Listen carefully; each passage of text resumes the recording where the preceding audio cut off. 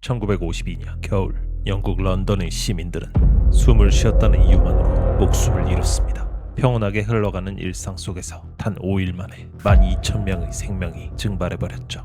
전쟁보다 잔인하고 재난보다 기괴했던 120시간의 침묵, 런던 전체의 관이 부족했던 그날을 지금부터 추적합니다.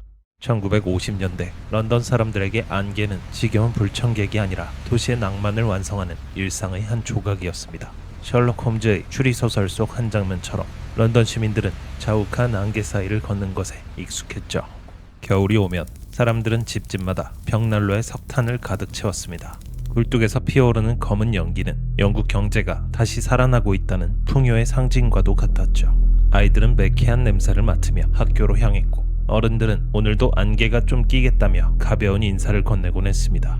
하지만 1952년 12월 5일 아침은 무언가 달랐습니다. 이른 아침 현관문을 열고 나선 사람들은 잠시 멈춰설 수밖에 없었습니다. 바깥의 날씨는 언제나처럼 안개가 자욱했지만 늘 봐오던 낭만적인 하얀 안개가 아니었죠. 그것은 약간은 누런 빛을 띠고 있었고 코를 찌르는 듯한 냄새가 났습니다. 사람들은 이 기괴한 공기 상태에도 오늘의 안개는 마치 완두콩 스프 같다며 농담을 주고받았습니다. 하지만 아무도 몰랐던 이 안개의 내용물은 스프에 비유될 성분이 아니었죠.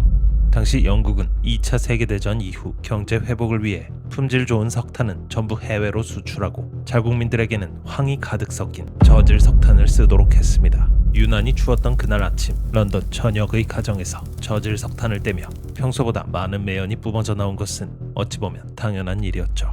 여기까지는 최악의 대기질을 가진 런던에서 특이할 것 없는 일상이었습니다. 그러나 그 일상에 한 가지 기묘한 현상이 나타나기 시작합니다. 시간이 지나면 공기 중으로 조금씩 흩어져야 할 매연이 누가 봐도 부자연스럽게 아래로 내려앉기 시작한 것입니다. 오후가 되자 사람이 볼 수 있는 범위인 가시거리는 1m 밑으로 떨어지게 됩니다. 런던의 상징인 2층 버스들은 길 한복판에 멈춰섰고 택시들은 운행을 포기했습니다. 안내원들이 횃불을 들고 버스 옆에서 길을 인도하려 했지만 그들조차 곧 자신이 어디에 서 있는지 분간하지 못하게 되었죠. 모든 교통이 마비된 것입니다. 안개는 실내에도 스며들어왔습니다. 극장에 영화를 보러 갔던 사람들은 스크린이 보이지 않아 배우들의 목소리만 들어야 했고, 연주회장의 연주자들은 안개 때문에 지휘자의 손짓을 볼 수 없어 공연을 중단했죠.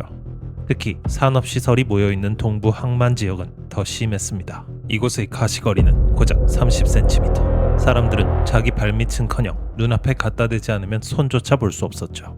길을 걷던 사람들은 서로 부딪히는 게 무서워 벽에 몸을 붙이고 더듬거리며 이동해야 했고, 지금 이곳이 어디인지, 앞에 계단이 있는지, 차도인지 인도인지 전혀 알지 못한 채 패닉에 빠졌습니다. 하지만 진짜 공포는 앞이 보이지 않는 것이 아니라 도시 전체가 멈춘 정적 속에서 들려오기 시작한 사람들의 기침 소리였죠. 안개 속에서 숨을 들이쉴수록 사람들의 기침은 심해졌고 곧 이것이 일반적인 안개가 아니라고 느끼게 됩니다. 수많은 사람들이 서둘러 집이나 병원으로 향하려 했지만 한치 앞도 분간할 수 없는 상황에 교통마저 마비되어 신속하게 병원을 찾기는 불가능했죠. 겨우겨우 집으로 돌아온 시민들은 유난히 날씨가 좋지 않은 날이라는 생각에 일찍 하루를 마무리합니다. 그리고 다음날 아침, 안개는 더 짙고 끈적해져 있었습니다. 쉽게 이해가 되지 않는 상황이었지만 라디오에서는 유난히 심한 안개가 계속되고 있고 유행성 독감이 퍼지고 있는 것 같다는 발표가 흘러나왔죠. 하지만 현실은 정부의 발표와는 전혀 달랐습니다. 이 시각 런던 상공에서는 공기의 순환이 완전히 멈춰 있었습니다. 보통은 낮 시간 동안 태양열을 받아 따뜻해진 지표면 때문에 따뜻한 공기가 올라가며 자연스럽게 대기의 순환이 이루어집니다.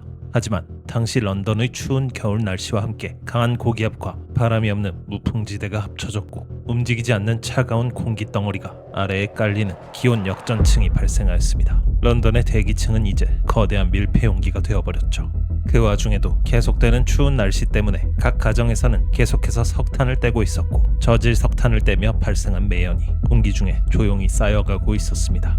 매연 안에는 타르와 이산화황이라는 성분이 가득했는데 이것이 안개 속의 수분과 만나 화학 반응을 일으키며 어떤 물질로 변했습니다. 그리고 그 물질의 이름은 황산이었죠. 사람들이 완두콩 스프라고 불렀던 누런 공기의 정체는 수증기 상태의 황산과 타르 입자가 결합되어 만들어진 죽음의 색이었던 것입니다. 미세한 입자가 된 황산 안개는 날짜가 지날수록 농도가 짙어졌고 시민들의 목구멍과 기관지를 태우고 폐 속의 세포를 서서히 녹이기 시작했죠.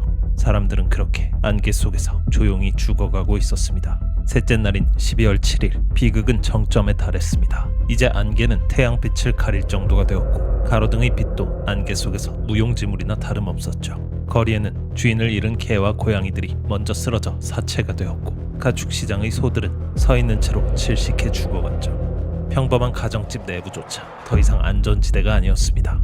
1950년대의 낡은 가옥들은 독가스를 막을 수 없었습니다. 사람들은 창문을 겹겹이 막고 문틈을 젖은 천으로 막았지만 황산 안개는 바늘구멍 같은 틈새를 뚫고 들어와 잠자고 있는 이들을 덮쳤습니다. 잠결에 기침하다 피를 토하며 깨어난 이들은 자욱한 안개로 가득 찬 거실에서 패닉에 빠진 채 쓰러져 갔죠. 넷째 날이 되고 런던 전역의 병원 응급실에는 하루 만에 수만 명의 환자가 밀려듭니다.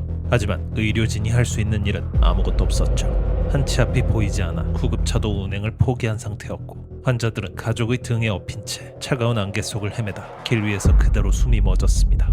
의사들은 몰려드는 환자들을 보며 절망에 빠졌고 절망 속 그들이 할 수 있는 것은 고작 젖은 수건으로 입을 막으라는 무력한 말뿐이었죠. 도시를 메운 것은 이제 문 너머에서 들려오는 젖은 기침 소리와 앞이 보이지 않아 허공을 휘젓는 사람들의 거친 숨소리뿐이었습니다.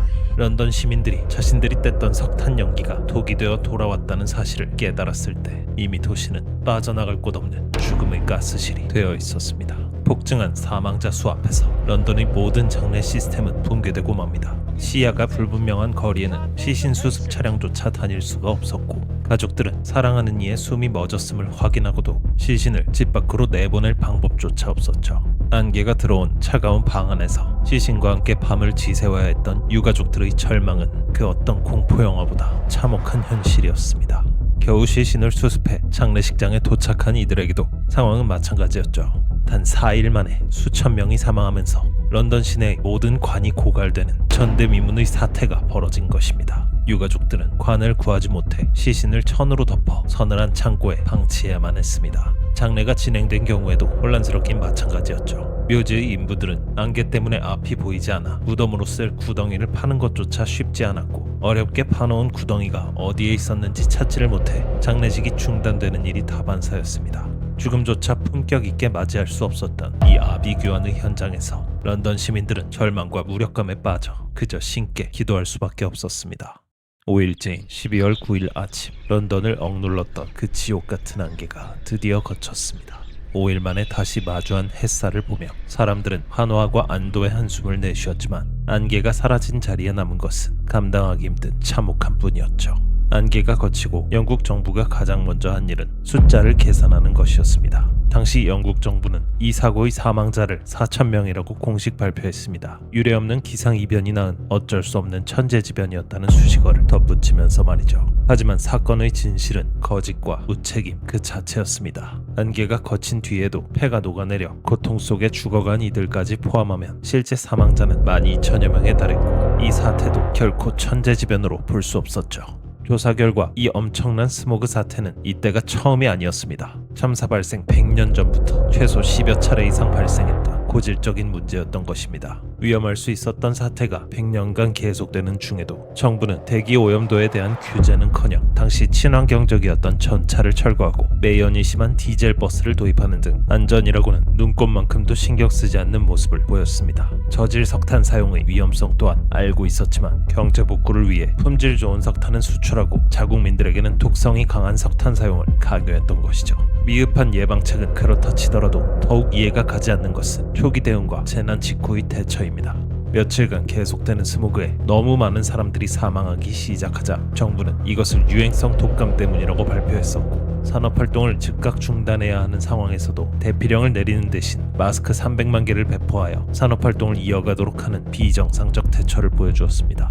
당시 영국 정부가 치솟는 폐암 사망률의 주요 원인으로 흡연을 지목해왔다는 사실로 미뤄볼 때 대기 오염의 심각성에 얼마나 무관심했는지를 잘 알 수 있죠. 거센 여론이 계속해서 이어지자 4년 후인 1956년 영국은 세계 최초로 청정대기법을 제정하며 뒤늦은 반성을 시작했습니다. 또한 가정 내 석탄 사용을 금지하고 무연연료나 천연가스로 전환하는 정책을 추진했죠. 오늘날 우리가 당연하게 여기는 미세먼지 농도나 대기질 지수 같은 우리가 숨쉬는 모든 기준은 그날 런던의 차가운 길 위에서 관도 없이 죽어간 희생자들 위해 세워진 것입니다. 어쩌면 누군가는 1950년대의 영국을 미개하고 무능했다고 비웃을지도 모릅니다. 하지만 만약 그때 런던이 그 비극적인 자연의 실험을 당하지 않았다면 대기오염으로 전멸한 첫 번째 희생자들은 우리였을지도 모릅니다.